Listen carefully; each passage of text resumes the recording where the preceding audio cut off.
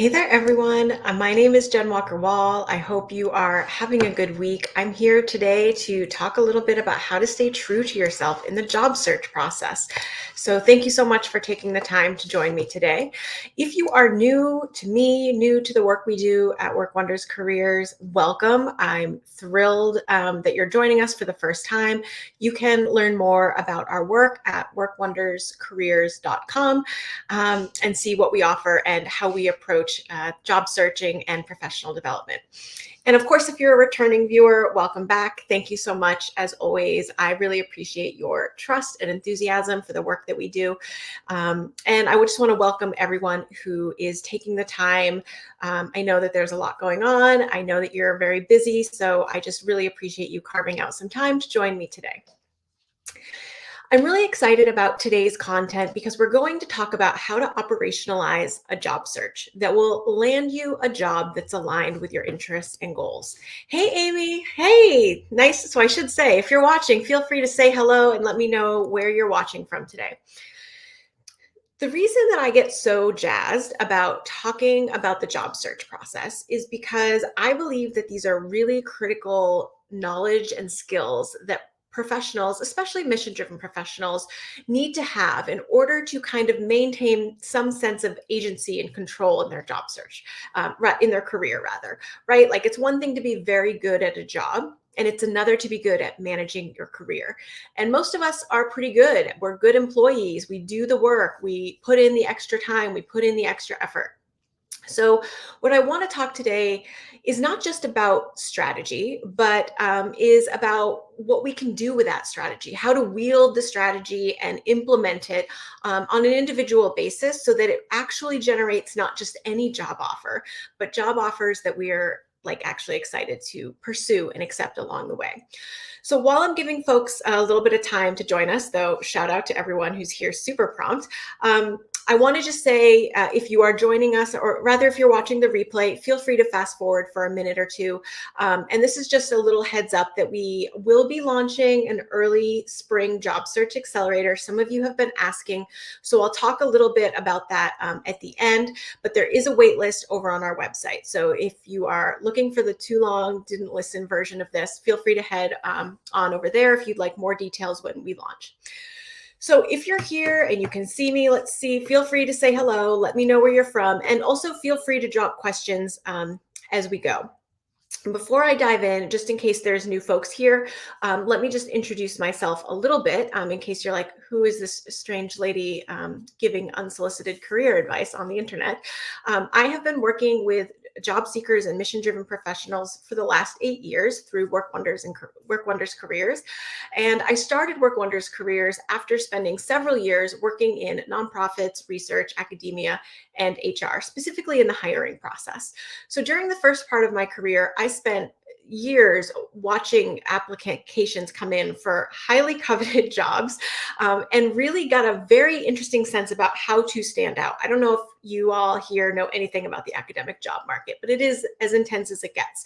And I was able to be a part of many of those searches and really see what it was like for people to be a standout candidate, to make it to the pool of 10 or 12 out of several hundred sometimes, down to the final candidate. And so a lot of what we do with our job search clients is really get in the weeds and help them optimize their job search strategy, based in part from this experience I had and our team has had in hiring, of course, and also other things that we've learned along the way. And we tend to work with people who are what I consider mission driven. They care about the impact of their work. They care about the work that they're doing, how it impacts their, the folks inside their organization, how it impacts the community and world outside their organization. And of course, working with people who are equal parts kind, thoughtful, and ambitious is like a huge treat for me and the team here.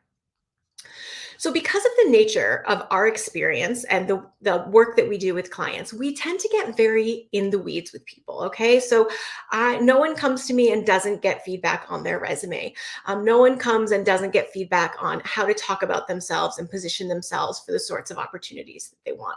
Helping people convey and understand their qualifications is like a cornerstone of the work that we do. We help them understand things like why they may not be hearing back, how to actually increase the chance chances of your resume working to generate interviews for you, because it absolutely should, how to bring together a resume and network strategy that helps you align your goals. So we really just get into it with our clients, and at least 80% of our clients just get jobs from applying online without necessarily a ton of networking happening. So if you think about it from that perspective, a lot of our clients are doing the same thing. At a 30,000-foot view, people are doing the same thing. They're applying for jobs, they're having conversations, they're interviewing, they're developing additional skills through certifications or coursework, right? But at a micro level, okay, on a really small daily scale for each of our clients, they are doing different things. They're making different micro decisions, essentially. And so that's really what I want to talk about today, is what are the ways that you need to adapt some of the tactics and strategies that are available to you so that they reflect your goals, and that you can not only land a job where you are going to feel like mission aligned or values aligned, but you can have a job search that feels that way too, that represents, what you want here. So we want to help you sort of craft a job search that's going to feel good along the way. And like I said, the reason I love this is because I think this helps us identify where our own power is in a process that can often feel like we just simply don't have any. So if you're watching, you can probably relate to that. I know I can. So I've come up with 5 thematic areas for us to chat about today, so that you can really think about how to optimize your own actions here. So I just want to say hi. I can see Sarah and Christine. Hi, everyone. It's really nice to see you. Thanks for joining us. Okay, let me take a quick sip of water and then we can dive in.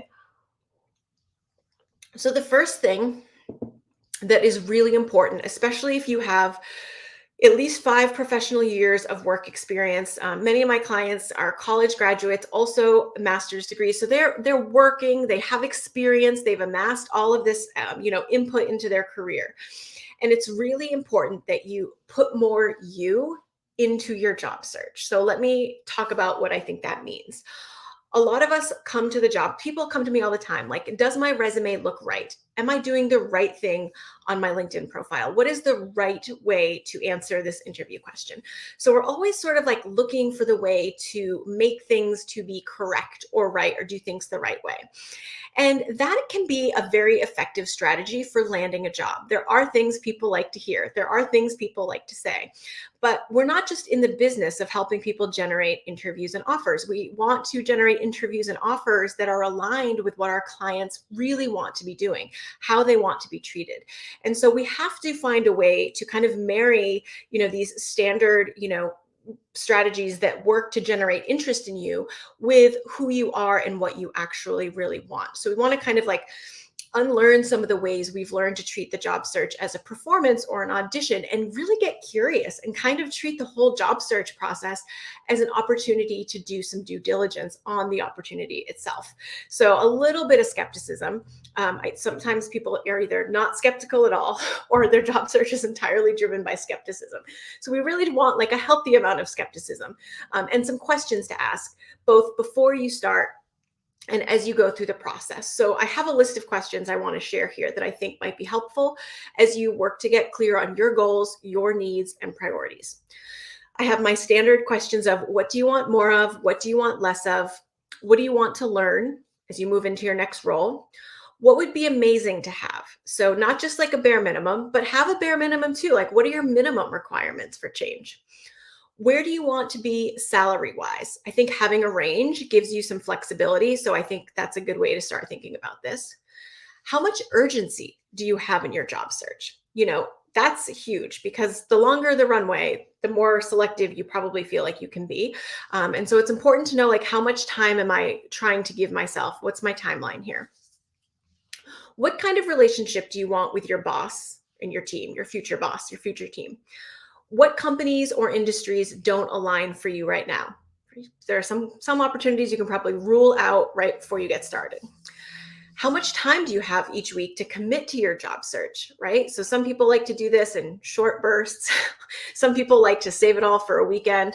So think about how you work best here. What questions, fears, and concerns do you have? I'm sure there are many, right? So get really clear and give yourself permission to acknowledge them. And what kinds of people and conversations would be helpful? Who can you learn from? Who can support you in this process? So again, broad strokes, almost everyone thinks about these kinds of questions when they work with us. But as you can imagine, the responses vary greatly, right? So like what the answers are, there aren't right or wrong questions, answers to some of these questions. See, Amy says, yes, it's hard to feel like I have power and choice. And I want you to really think like, if you do have power and choice, how would you act? What kinds of decisions would you be making? Because those are often the kinds of decisions that help us align our job search in a strategic way. One of the things we say in our community is like, let's think about having a job search that really reflects the kind of job that you want to have. So if you want to feel strategic, how can you be strategic in setting up your job search? If you want to feel not rushed and like you have plenty of time and can do things thoughtfully and intentionally, what does your job search need to look like? If you don't want to feel isolated and you want to feel a sense of belonging, who are you bringing into this work with you? So these are some of the ways that we do have agency in this process. So one of the goals of asking these questions and getting a good sense is like, especially around the questions or fears or concerns that we have, is that a lot of times people make a lot of assumptions about what's possible for them right up at the front of the job search. And when we do that, we can take ourselves right out of the running for some potentially quality engagements or opportunities. So I really want you to think like, what are the assumptions you're making? How can you identify them and keep them visible in your search? Like, how can you use your search to kind of test some of these ideas, gather some data and information so that you can really see, are your assumptions about this role or this field correct? Are you getting a different sense? Are you learning new information?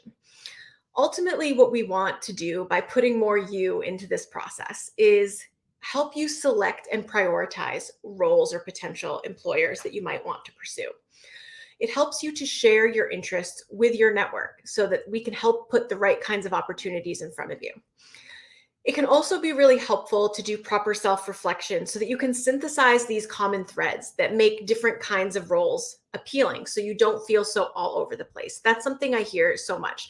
And when I really listen to people who describe themselves as all over the place, I find that, they're not really. They've got 2 or 3 different kinds of ideas. They just don't necessarily see how they're all related in terms of using some of their similar skills and experiences. So taking the time can really be helpful here. Can also help you consider questions to ask. If you get the chance to either interview or set up an informational interview, assess and evaluate potential opportunities, and set boundaries and expectations for our search. So we really don't want to have a search where we don't have any boundaries or expectations for what we're trying to pursue here. Sometimes I think people resist this part of the work because it can feel like you're setting your expectations too high.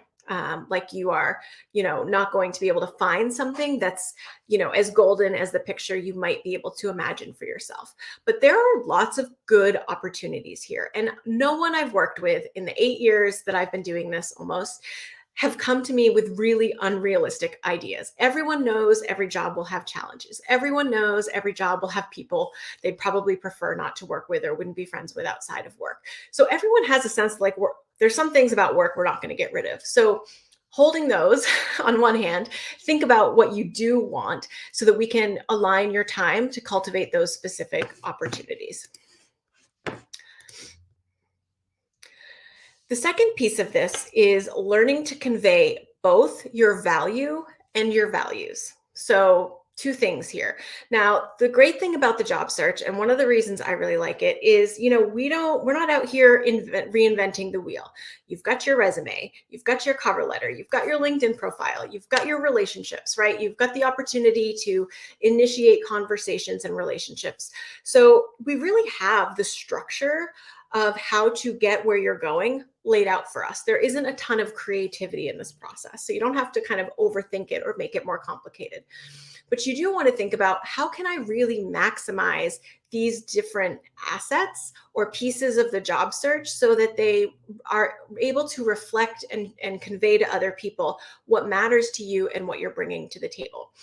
So part of being able to say, here's what I'm looking for, here's what I have to offer, is really being able to talk about yourself, which can be super difficult. So people worry about coming across as too self-promotional, but there are a lot of good ways to, talk about yourself and the impact and work that don't have to be cringe inducing here. So one of my favorite things is to say, like, I'm really proud of, and then fill in an example. Most recently, fill in an example. And so these are just some examples of how you can kind of like use some prompts to get you moving in the right direction. But here are some additional ways to practice conveying both your value and your values. If you work with us, you know that we pay particular attention to the qualifications section on a job posting. And the reason we do that is because someone is literally telling you, they're doing us the work of saying, here's what I need this person to have to execute this role. And so when someone tells us what their needs are, we don't want to tell them a whole bunch of other stuff. We really want to be responsive and clear, and let them know that we check as many of these boxes as we possibly can.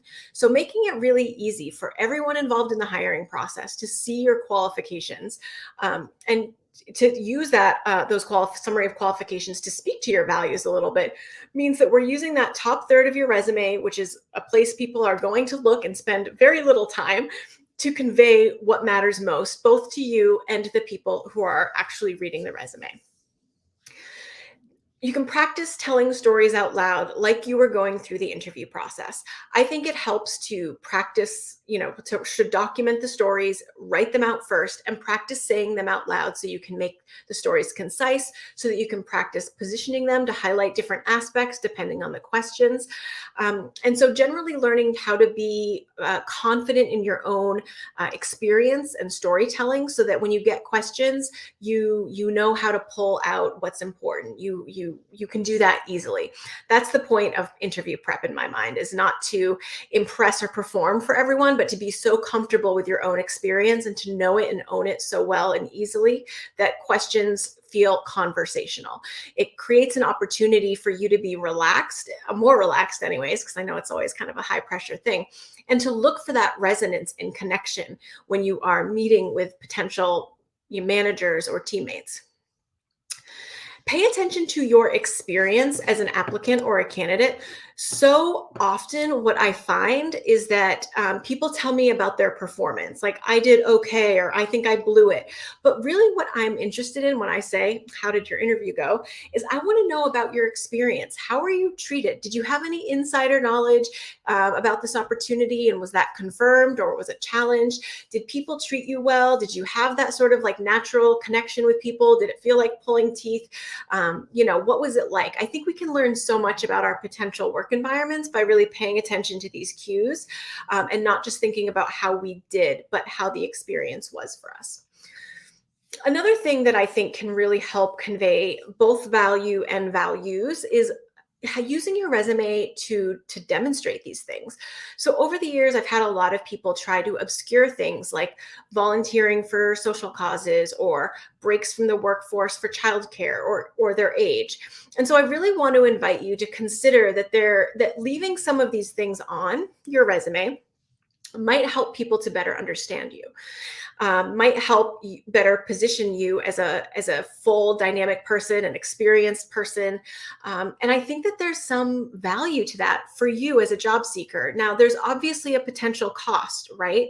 But I think part of this process of really finding alignment is about knowing that not every environment will be the right environment for you, and being okay if some of those people kind of pass on you, or you learn enough to pass on them. Yes, it's your choice who you work for. Yes, it's true. There's actually so much that you get to choose in this process. Like, I wrote down once, like, a list of all the things that you get to choose, but you choose which roles you apply for. You choose who you ask for help. You choose how you convey yourself. You choose what you negotiate for. You choose if you accept the offer. So it can feel like you're just constantly waiting for someone to give you something, but the more active choosing you do, I think the better the end result for a lot of people.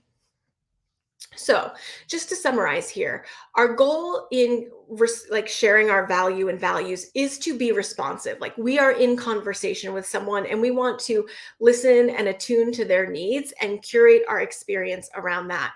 But what we are not doing is twisting ourselves into knots to be selected for the role, especially if we're getting any kind of flag that it might not be a great place for us personally or professionally. So the more you can kind of prepare for these interviews, the more you can structure your resume, cover letter, and LinkedIn to convey your values clearly, the easier this will get. And I would treat every single piece of this process iterative. So let it get easier and better over time. And if you're really struggling with this, to think about making this change, instead of thinking about it as like all or nothing, black or white, think about like, if my job search represented my values, or if my resume conveyed my value and my values 15% better, what would that mean? Just start there as a little benchmark. Now I want to talk a little bit about this third area, which is finding alignment through our relationships and connection. Now, a lot of people approach networking as finding someone who can hand you the job, which is pretty transactional. And it doesn't even strike me as the most advantageous way to use your existing professional network. I want you to think instead about the people you know, the people they know, the information all those people have. To me, that is so much more valuable when we are looking to make a really intentional career move.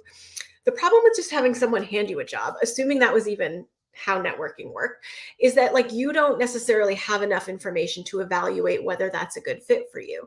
So what I want you to think about doing is, not only asking the folks in your, connections to share information with you, but to also be kind of like a node in that network where you are sharing information and insight as well. So in my view, the best way to kind of leverage these relationships and connections and shared knowledge is to engage in opportunities to learn from and with each other. So here's what that might look like. I just have a few suggestions here. Getting clear on questions you have and who could actually help answer them, and getting as granular as possible. I often hear clients say, I know I need to network, but they haven't done like the work of figuring out who they need to talk to or what they need to ask.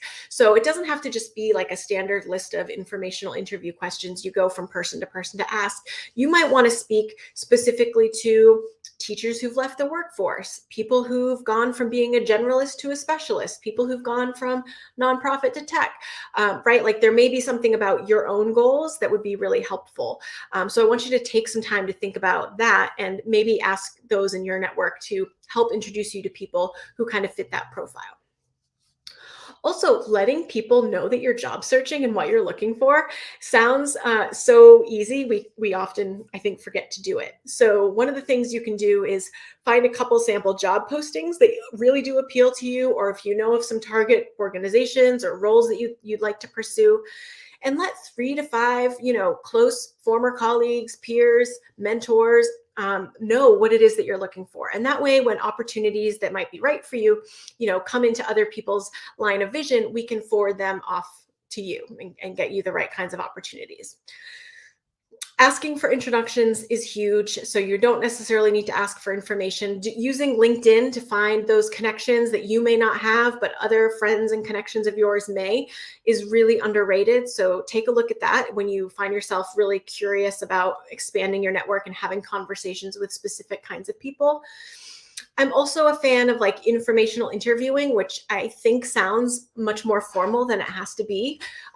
But my clients have had a lot of luck reaching out and having, cold conversations with people on teams that they might be interested in joining at some point, or exploring or adding as part of their, their search possibilities. So just sometimes reaching out and saying, hey, I'm really curious about the work you do, or it looks like you're doing great work. I'm in the midst of a career transition. I'd really appreciate your insight. Do you have 20 minutes to hop on Zoom or hop on the phone, or could I send you a couple of questions that I have?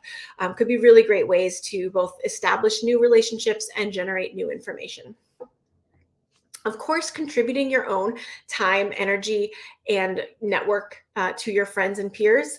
It's relational work is a two-way street. So being available, joining professional development groups, taking advantage of professional development opportunities, and sharing these resources with other people is another good way to nurture those relationships. Some of the ways that we see people doing this in our own community, like without same subject matter expertise, is just having people share their own network and make those clear introductions, getting together to co-work on your job search, meeting up with a friend who's also job searching and mock interviewing each other. These sorts of things don't require that you all have the same expertise.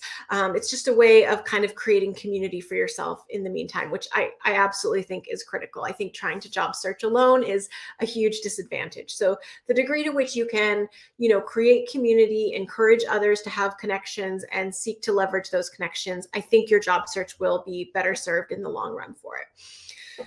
Here's something to remember about relationships and connections. The goal here is to plant a lot of seeds. Not every seed will bear fruit, and almost nothing blooms overnight. So, to do this work with integrity, I think it's really important to honor the natural pace of trust and relationships and where people are or aren't in their availability to us. Sometimes I think people get the wind knocked out of their sails when people don't respond, people are unable to help. But I really just want to encourage you, like, that's normal. Like, not everyone who you ask for help may be able to respond. But the point is that our work is to cultivate enough of those connections so that enough do. So remember, we're planting seeds. That's what we're doing here. Number 4, we've already discussed that the job search, isn't an audition or performance. So I think it's important that we talk about how to ask for or negotiate what you want through the job search process. And I don't necessarily mean just in the negotiation phase. There are opportunities to do this. And I sort of like doing this when I was a job seeker because it gave me a sense of like, how accommodating can they be? Is this going to be super rigid? Are people kind and flexible? Or is this just like they're trying to fill the interviews with whoever's available first?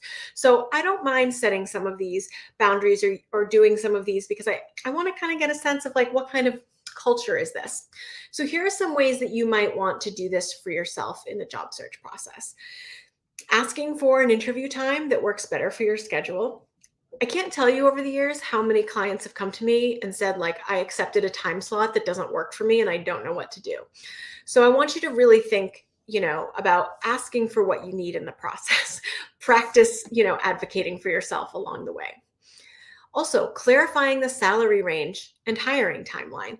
These are okay questions to ask up front, okay? I don't think there's anything wrong with that. Now, the hiring timeline is usually pretty idealistic. I'll share that from the insider's vantage point, but you want to make sure that this is going to work for you, that you're on the same page salary-wise, that the timeline makes sense for your own goals. So, during a phone screen, I think these are reasonable questions to ask. What's the budget for the role?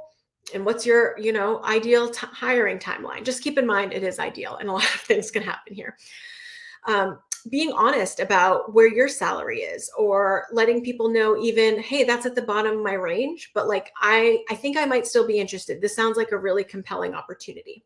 Perfectly okay things to say throughout the process, especially now when people are getting offers, so many offers so quickly. I've done a lot of negotiation work with clients lately. And the bottom line is, these people could generate different, potentially better offers if they kept job searching, and they're getting good offers to begin with. So letting people know, hey, I have another offer in the pipeline, or I'm expecting an offer next week. Sometimes it can speed things up, sometimes it won't, but those are okay things to share in the process. It's also okay to take a moment or ask for a moment to gather your thoughts if you are responding to an interview question that maybe catches you a little off guard. You can also use the interview to ask about what matters most to you. Of course, there are some questions that I always asked for me, but I really want you to think about what matters most to you in this. That's what really matters. Your priorities, your goals, your needs. Inquiring about poor Glassdoor reviews. I've had just a few clients do this, but every time it's really enlightening. Do people get really defensive and kind of go into denial mode? Or are people like, yeah, we had a problem and we tried to address it? So I don't think the poor Glassdoor reviews are necessarily a deal breaker, especially in really big organizations. But I want you to think about, like, can you ask? Like, I want you to ask about things that concern you. And it might make more sense to do this later on in the process, but it doesn't mean you shouldn't skip it. I think that's really important. And of course, you can negotiate the offer. So many things to negotiate here. I could probably do a whole pep talk on negotiation, but what I'm trying to say is we don't have to yes our job search to death. Test the waters a little bit. Let people know what you need. And will every single, hiring team be able to accommodate every single request? Not necessarily. So hearing no is okay. And no doesn't necessarily mean it's a bad place to work, but it's good information for you to have here. So keep that in mind. I always say no is my favorite word, but I think I work with a lot of people who feel like they need to say yes. Organizational culture is really important. Yes, I agree. Okay, so number 5, we're at the last one. So if you have any questions, you have any concerns that you want to talk through before we wrap up, definitely drop them into the chat and let me know. But number 5 is perhaps the most important, which is about walking away from opportunities that aren't a good fit. And your efforts may require you to do this more than once in your process. So I know nobody really wants to do this, but sometimes walking away from things helps us save our energy and time to focus on better kinds of opportunities. It can be really disappointing to have something that once felt promising start to not feel that way. So I don't want to take away from that experience because it's a bummer, to say the least. But I also think that there is something so valuable about being able to say, you know what, I don't know that that's going to work for me, or I'm no longer interested in this opportunity, or I've changed my mind, or I'm just not ready to leave my current job yet, or I'm going to hold out for something that I think is going to work better. I mean, there's a million things that people could be looking for. So give yourself permission to not have to say yes to every single opportunity that comes your way. We want our people to be selective. And to be choosy about the offers they both pursue and ultimately accept. Some of our clients have even taken part-time contract roles that enable them to continue their search in a way that aligns with their goals long-term, which I really admire. It's not like everyone has to do that. So you can say yes to a job, of course. But some people really need to dedicate more time to thinking about what would make sense for them. So this is another way to exercise your agency. And it's another reason that trying to impress or perform isn't really the only move you should have in your toolkit, because at some point you want to be able to pay attention to red flags you may be experiencing or hearing, or, yellow flags, as the case may be. So make sure that you're engaged here. So a couple examples of options here. You might decide to not apply for a job after learning more about it. You might decide to withdraw after a phone screen if the salary isn't working for you, or you heard something that didn't really resonate. You might withdraw after meeting your potential supervisor and seeing some red flags that just aren't going to work for you. And you can also always decline the offer if there's something there or multiple things there that are just not adding up to something that feels good for you. So I want you to really give yourself permission, to do that. So what I'm hoping that your takeaways are is that if you are someone, whether you feel like you have something so good that you can't let go of it, or whether you feel like you need something as quickly as possible, if you can take a few moments today to really assess and recalibrate what your runway might be. And if you are someone feeling, and I see this so often, right? Because I talked about unlocking golden handcuffs. Sometimes people feel like there's something they just can't give up. Sometimes, most of the time it's probably salary, but sometimes it's other things. I want you to do a little bit of a gut check here and think, have my priorities changed? Am I, by being in this role, am I honoring a different set of priorities from a different stage of my career? Have things shifted? And if so, what would be compelling? What would inspire me to make a move, beyond salary or beyond this one benefit? One time I had a client who lived like across the street from his office and was really worried about like whether he was ever going to find a better commute. And so we really had to like think about painting a picture of what it would take, right, for the commute to be worth it, or some kind of commute to be worth it. So those are just some things I'm thinking about. I see some questions here, so let me take another sip of water and answer them.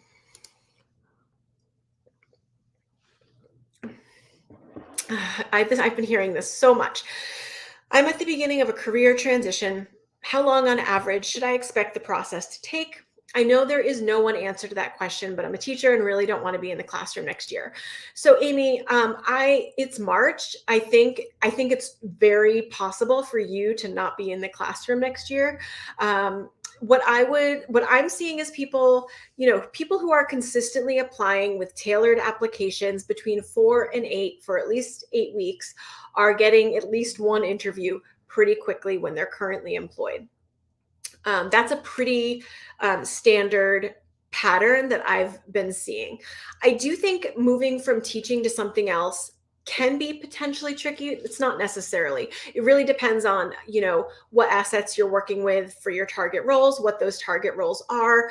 I think I'm seeing a lot of teachers leave teaching. I'm really sorry to say that. Teaching was hard before COVID.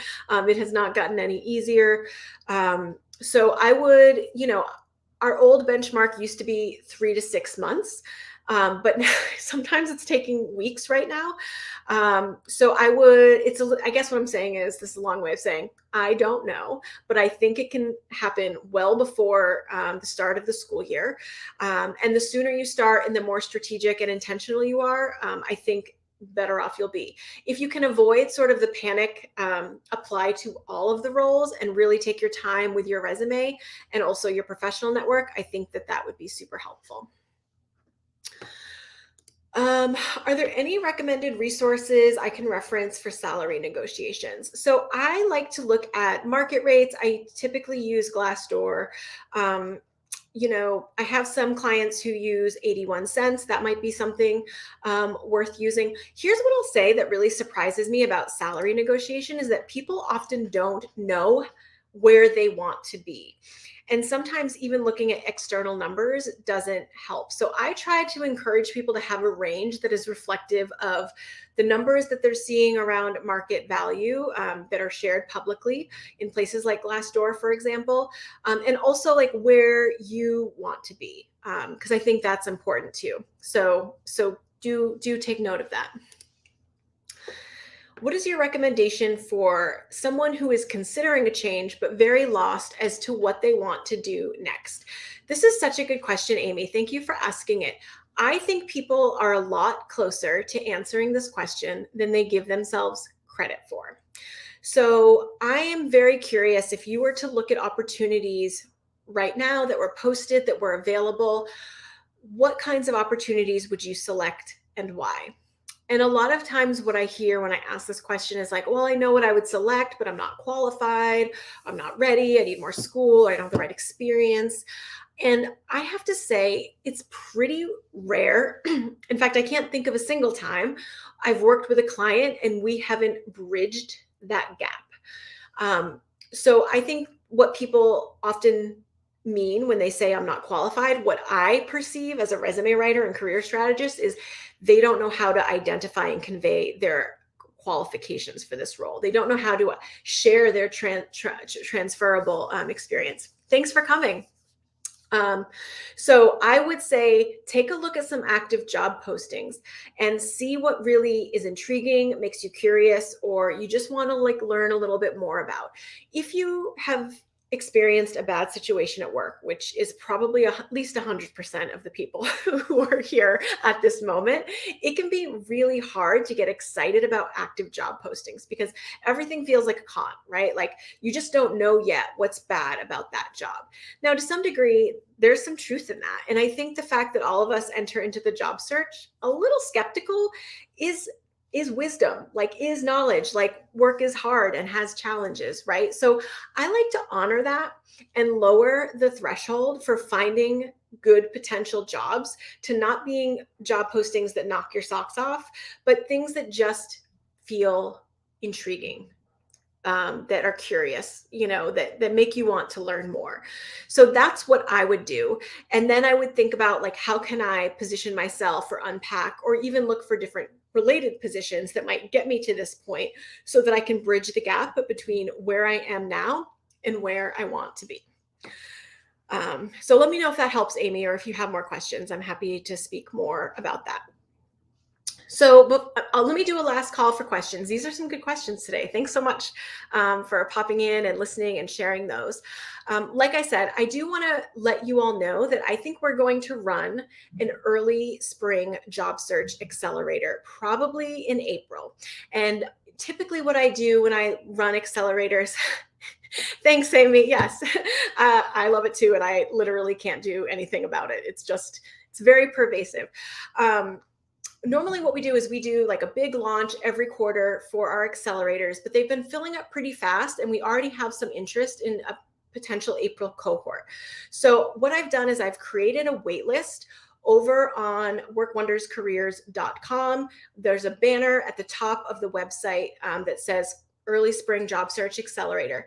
If you're interested in joining us for 4 weeks of intentional job search planning, where you will get feedback from me and our team on your resume, the target roles, helping you align those two, helping you leverage the relationships and connections you have to move your job search forward, and lay the groundwork in just a few weeks to be generating interviews and offers.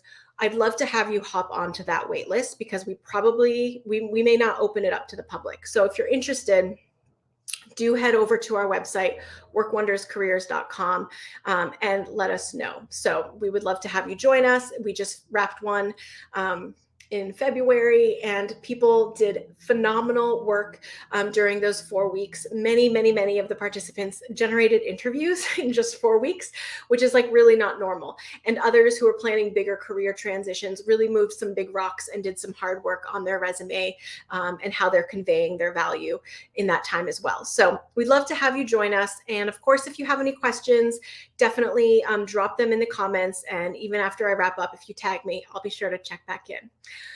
Thanks everyone for your time today. Wishing you the best in your job search, and do reach out if there's anything we can do. Hope you have a great day.